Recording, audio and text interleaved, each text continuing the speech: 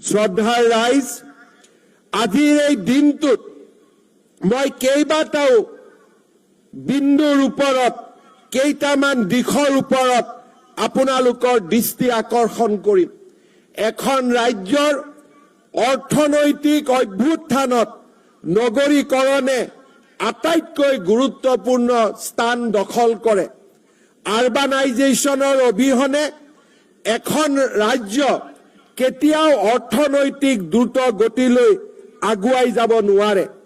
গুৱাহাটীৰ পিছত ডিব্ৰুগড়, তেজপুৰ আৰু শিলচৰত আমি কেইবাটাও নতুন ব্যৱস্থা হাতত লৈ আমি দ্ৰুত নগৰীকৰণৰ দিশত এই তিনিওখন জিলাক, তিনিওখন সদৰ স্থানক আমি লৈ যোৱাৰ বাবে প্ৰচেষ্টা কৰিছো।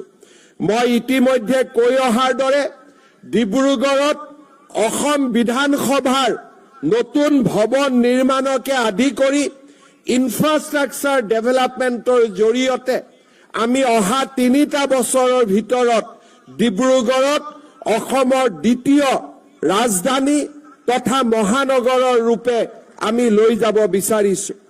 তেজপুৰত অসমৰ ৰাজ্যপালৰ বাবে ৰাজভৱন নিৰ্মাণ কৰি অসমৰ সাংস্কৃতিক ৰাজধানীৰ পৰিচয়েৰে আমি তেজপুৰত উদ্ভাসিত কৰিব বিচাৰিছো।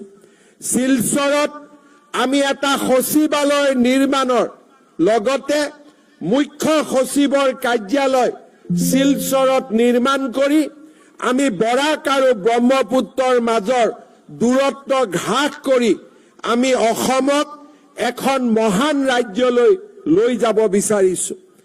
ইয়াৰ উপৰিও মাজুলী যোৰহাটৰ ওপৰত দলং, নুমলীগড় আৰু গহপুৰৰ মাজত আণ্ডাৰ ৱাটাৰ টানেল, ব্ৰহ্মপুত্ৰৰ তলেদি আণ্ডাৰ ৱাটাৰ টানেল, কাজিৰঙাৰ ওপৰেদি এলিভেটেড কৰিডৰ, মৰিগাঁও আৰু দৰঙৰ মাজত নতুনকৈ ব্ৰহ্মপুত্ৰৰ ওপৰত দলং, নাৰেংগী আৰু কুৰুৱাৰ মাজত সংযোজনেৰে গুৱাহাটীৰ উত্তৰ পাৰ আৰু দক্ষিণ পাৰক সংযোজন আৰু ধুবুৰী আৰু গোৱালপাৰাৰ মাজত ফুলবাৰীৰ দলং নিৰ্মাণেৰে বাংলাদেশ, অসম, ভূটানৰ মাজত ইকনমিক কৰিডৰ নিৰ্মাণৰ দৰে আমি দূৰগামী পদক্ষেপ হাতত লৈছো।